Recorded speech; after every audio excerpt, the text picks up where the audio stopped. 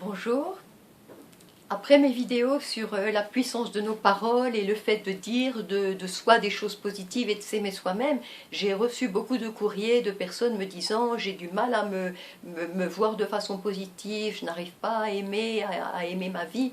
Et donc je voulais revenir sur ce sujet qui est fondamental, enfin, c'est le fondement de tout d'une certaine façon, puisque la Torah nous dit tu aimeras ton prochain comme toi-même. Donc comment je peux aimer les autres si je m'aime pas? Et Rabbi Akiva dit que ce principe, tu aimeras ton prochain comme toi-même, c'est le fondement de la Torah. Il dit que cela contient toute la Torah. Donc c'est fondamental que moi je m'aime. Le Rav Kook dit que si je ne m'aime pas moi-même, je ne peux aimer ni Dieu ni les autres. Et d'ailleurs, on voit que ça conditionne toute notre existence. Être heureux d'être soi, s'aimer soi, aimer sa vie, en fait, on se sent heureux et ça conditionne toute notre façon d'être avec les autres, ça conditionne tout ce qu'on fait si on est heureux d'être soi et heureux de sa vie. Et ça doit venir non pas parce que les autres m'aiment ou parce que les autres me disent des choses de façon positive, parce que ça ne changera jamais l'intérieur, mais ça doit venir du fond de moi.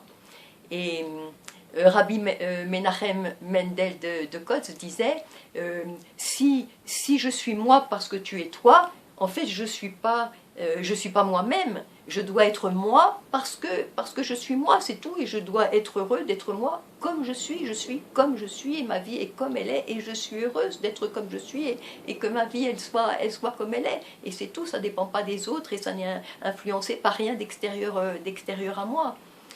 Je voulais citer quelque chose que j'ai trouvé magnifique dans le site Rabat cette semaine. C'est une réponse du Rav Aaron Moss à quelqu'un qui écrivait pour demander pourquoi c'est important de fêter la naissance, l'anniversaire. Et le Rav répond la date de votre naissance, c'est quand Dieu a déclaré que le monde ne pouvait continuer sans vous. C'est le jour où devait débuter votre mission. Sinon, Dieu n'aurait pas envoyé votre âme sur cette terre. Vous avez quelque chose d'unique à offrir au monde, quelque chose qu'aucun des autres milliards de personnes ne peut apporter.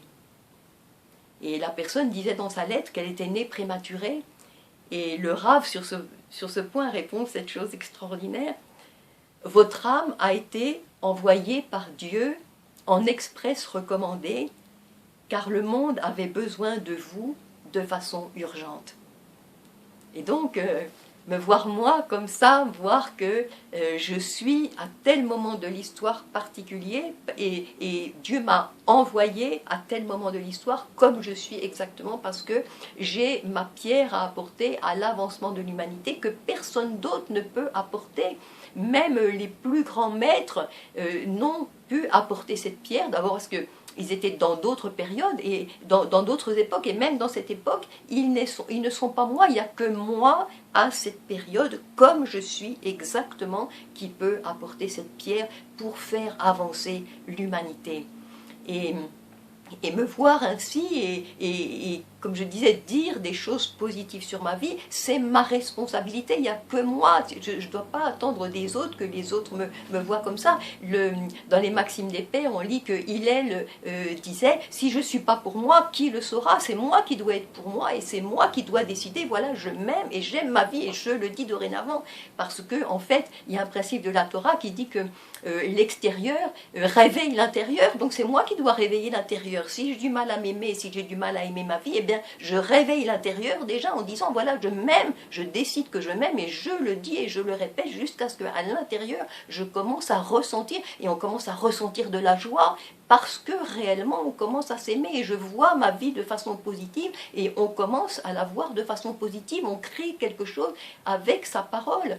Et on se connecte à soi comme on est, et on commence à ressentir de la joie vraiment d'être soi, on le dit et on le redit, et on commence à le ressentir, et cette connexion à soi-même, cette connaissance de soi et s'aimer soi-même, c'est aussi finalement le Lech Lecha qui est adressé à Abraham et qui est adressé à chacun de nous. Va pour toi, va vers toi, connais-toi, sois toi-même, aime-toi toi-même, et comme ça tu rentres dans ta mission et tu apportes, comme je disais, à l'humanité cette pierre que toi seul tu peux apporter en remplaçant ta mission. Et quand tu ressens cette joie, peu à peu, ça t'emplit, cette joie d'être toi, cette joie d'être dans ta vie, cette joie d'avoir cette mission, d'accomplir ta mission, de faire avancer l'humanité. Et bien après, tu peux apporter ça aux autres aussi, tu peux apporter que eux aussi, ils s'aiment, eux aussi, ils ressentent de la joie d'être eux-mêmes, de la joie d'avoir leur vie, d'aimer leur vie, et aussi, comme ça, tu peux les aider à rentrer aussi dans leur mission, à accomplir aussi leur mission.